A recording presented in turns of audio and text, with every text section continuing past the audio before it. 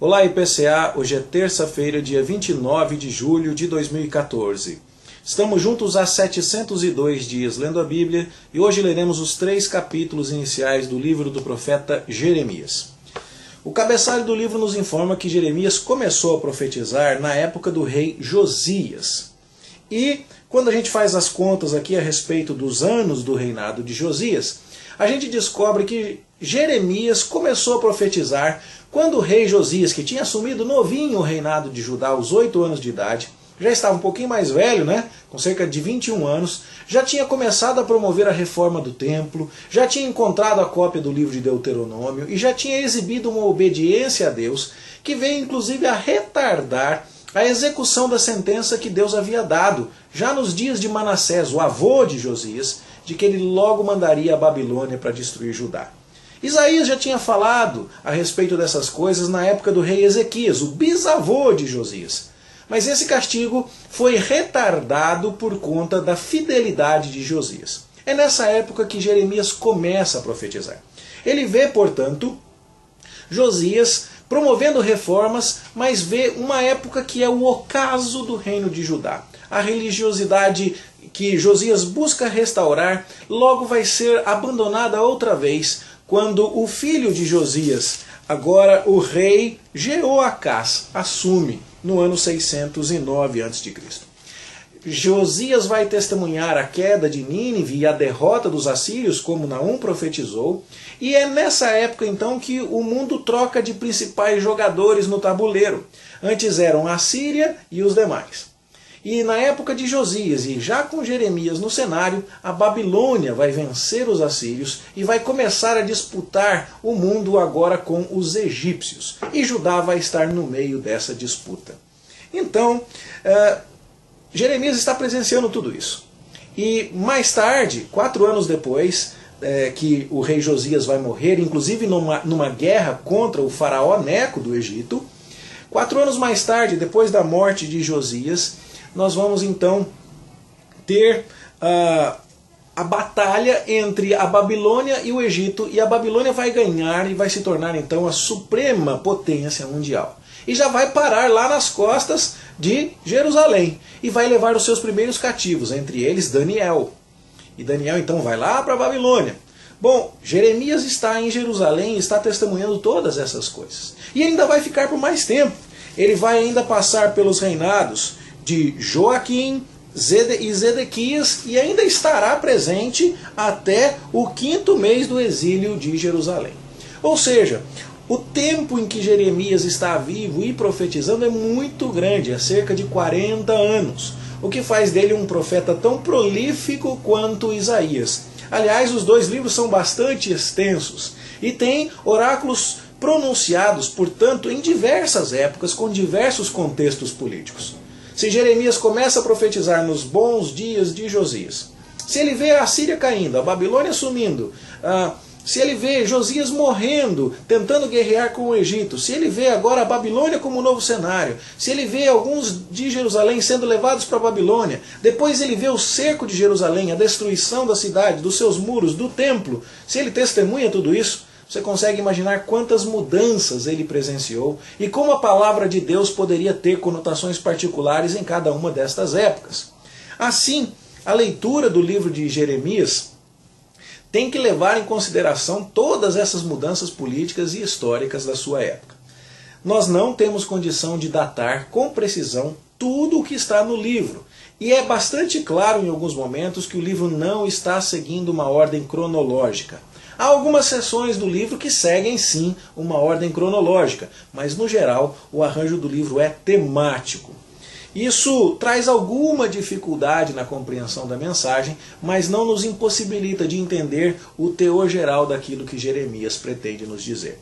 Nós vamos começar hoje lendo os 3 primeiros capítulos, que, ao que tudo indica, nos falam tanto do chamado de Jeremias, que certamente ocorreu na época do rei Josias, quanto de alguns oráculos que ele proclamou, que estão agrupados até o capítulo 6, oráculos esses que também ocorreram na época do rei Josias, como você pode ver no verso 6 do capítulo 3. Então, o que vemos aqui? Vemos Deus chamando Jeremias para profetizar. Ele era filho de sacerdotes que residiam numa cidade sacerdotal no território de Benjamim chamada Anatote. Deus falou com ele: vai, meu filho, você vai ser minha boca. Jeremias resiste, reluta, como Moisés fez. Mas Deus fala: eu vou estar com você, eu vou te amparar, eu vou te proteger. Jeremias tem então duas visões. A primeira é de uma vara de amendoeira. A amendoeira é a árvore que primeiro floresce na chegada da primavera. E ela, portanto, é um símbolo de mudanças que estão para acontecer. E isso, então, é mostrado para Jeremias, porque, de fato, Deus vai cumprir a sua palavra. E o julgamento que ele anunciou de que vai mandar os babilônicos, isso logo vai acontecer. Na sequência, Jeremias vê uma panela no fogo, e a boca da panela se inclina do norte. Aquela coisa quente que está ali fervendo vai se derramar vinda do norte. Juízo. E quem virá do norte? O inimigo babilônico. Você sabe bem que a Babilônia está a leste do território de Judá. No entanto, para chegar ali, ela tinha que seguir o curso do rio e depois descer pelo caminho que depois vem a ser conhecido como Caminho do Mar. Isaías fala dele antes, né? Caminho do Mar. Então, a Babilônia vem do norte. E Isaías tem essas duas visões. A vara da amendoeira, o juízo está chegando. A panela derrubando água quente, derrubando alguma coisa quente, né? Do norte, o inimigo está chegando dali. Vem o juízo de Deus. Jeremias tem que anunciar isso. Ele vai ser impopular falando dessas coisas, mas Deus o protegerá. A partir do capítulo 2, vem aquela queixa que nós já vimos de certa forma, tanto em Isaías quanto em Oséias. A queixa de que o povo de Deus abandonou ao Senhor para ficar com os ídolos. E aqui as palavras nos são já familiares. Veja, por exemplo, o verso 5. Que injustiça acharam vossos pais em mim, para de mim se afastarem, indo após a nulidade dos ídolos. Isaías contrastou Deus com os ídolos e mostrou que era mau negócio trocar o Senhor pelos ídolos. Oséias mostrou a infidelidade de Israel. E aqui então esse vocabulário e essas metáforas já nos são bastante conhecidas. Deus fala no verso 10, por exemplo: veja se já aconteceu coisa assim em algum lugar. Se alguma nação trocou o seu Deus achando que que ele não era Deus. Não aconteceu isso em lugar nenhum. Manda mensageiros para tudo quanto é canto aí. Você não vai achar uma história parecida com essa.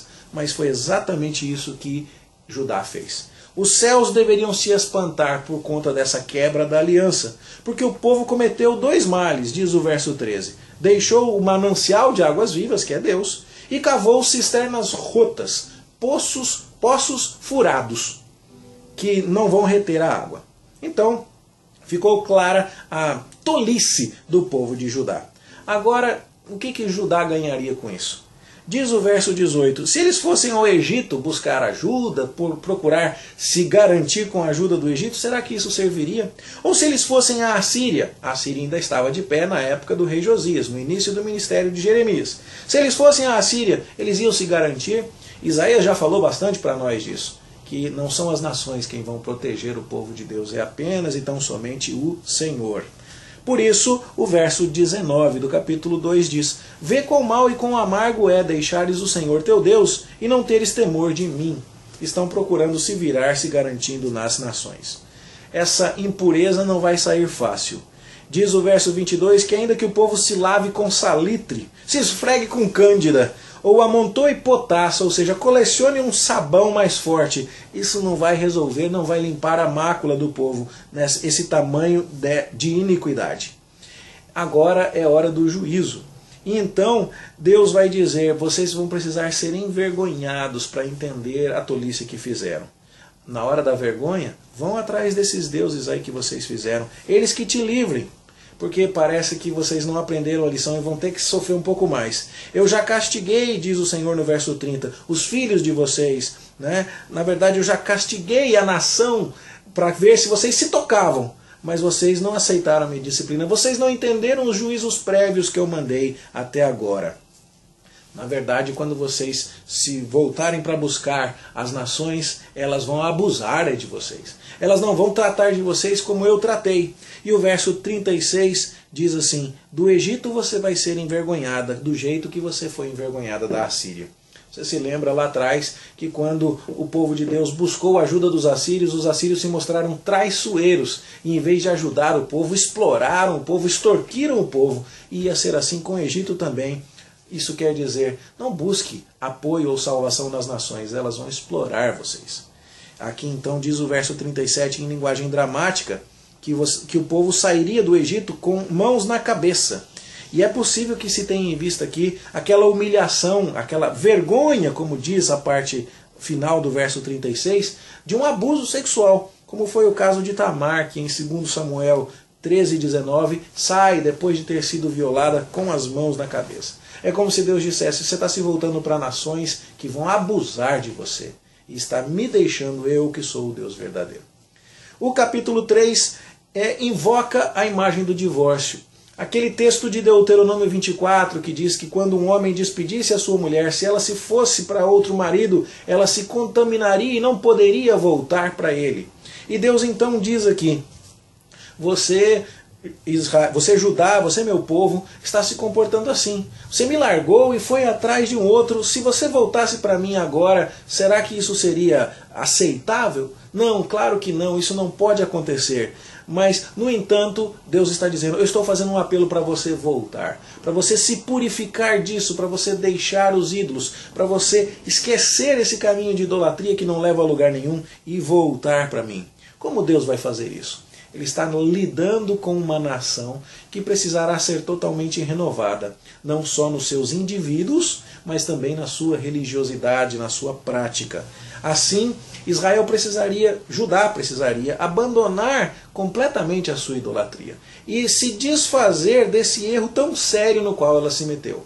Como era esse erro? Judá teve a oportunidade de ver Israel sendo destruída pela Assíria. E, no entanto, não aprendeu a lição. Judá viu a irmã sendo corrigida, sendo disciplinada. Devia ter temido, mas não temeu. De forma que Jeremias vai nos dizer que a pérfida Israel se mostrou mais justa do que a falsa Judá. Judá teve mais oportunidade de aprender e não aprendeu. Mas Deus, que vai, ainda apesar dessa infidelidade, trazer Judá de volta para si, fala para nós em que termos isso vai acontecer a partir do verso 14, quando diz que ele vai renovar esse povo, dar um novo coração para esse povo, dar pastores que o pastoreiem segundo a vontade do Senhor, de tal forma que num tempo futuro o povo de Deus não vai ter uma religiosidade dependente de objetos cerimoniais como a Arca da Aliança. Nesse tempo futuro, Jerusalém será o trono de Deus e não um local para culto de ídolos. E então o povo será completamente restaurado. No entanto, para que esse dia chegue, é necessária uma completa renovação dos habitantes do reino de Judá. Eles precisam se voltar para Deus, remover suas abominações e circuncidar-se para o Senhor, circuncidar o seu coração, como dizem os 4 versículos iniciais aqui do capítulo 4, que nós vamos englobar na leitura de hoje dos 3 primeiros capítulos. Em suma, Jeremias, com esse ministério tão extenso, começa a falar na época de Josias as mesmas coisas que Isaías, as mesmas coisas que Oséias já havia falado. Ainda há uma dependência das nações, um povo que não aprendeu a confiar no Senhor, que agora se apartou de Deus como um divórcio espiritual. E Deus agora está dizendo, Jeremias, vai lá anunciar isso para o povo, eu vou julgar esse povo, eu vou trazer juízo do norte, e vai ser logo, como as flores da amendoeira pode anunciar. E então Jeremias anuncia que o povo fez uma troca tola. Trocou o manancial de águas vivas por cisternas rotas. O povo fez algo que nenhuma outra nação jamais fez, que era abandonar o seu Deus. E continua insistindo em ajuda de nações que na verdade vão envergonhá-lo. E então Deus está dizendo, vai ser necessário que você sofra juízo, que você sofra as consequências das suas abominações. E depois, quando eu te purificar, num futuro, você vai voltar para mim, quando eu vou te dar pastores segundo o meu coração, quando eu vou te dar uma religiosidade verdadeira. É hora de você entender que esse futuro vai chegar e se voltar para mim em arrependimento, circuncidando o seu coração, removendo as tuas abominações. Essas ideias não nos são novas. A gente já viu Isaías falando nesses termos com muita clareza, tá certo? Então, eu espero que a sua compreensão destes capítulos iniciais seja facilitada por aquilo que você já acompanhou conosco quando estudamos Isaías. Por hoje é isso. Creio que já falei bastante aqui. Amanhã, se Deus nos permitir, a gente volta para estudar dos capítulos 4 a 6. Eu espero que Deus te abençoe, te aqueça o coração com esse apelo de amor que Ele mostra para com os seus filhos, que Ele não quer que sofram, mas que, se não há outro caminho, Ele vai trazer para si, ainda que seja por meio da dor, porque Ele quer nos desposar numa relação maravilhosa de amor. Que isso acalente o nosso coração, nos ajude a entender mais da palavra de Deus, e tenha você então um bom estudo, uma boa leitura. A gente se encontra aqui amanhã, se Deus quiser. Até lá.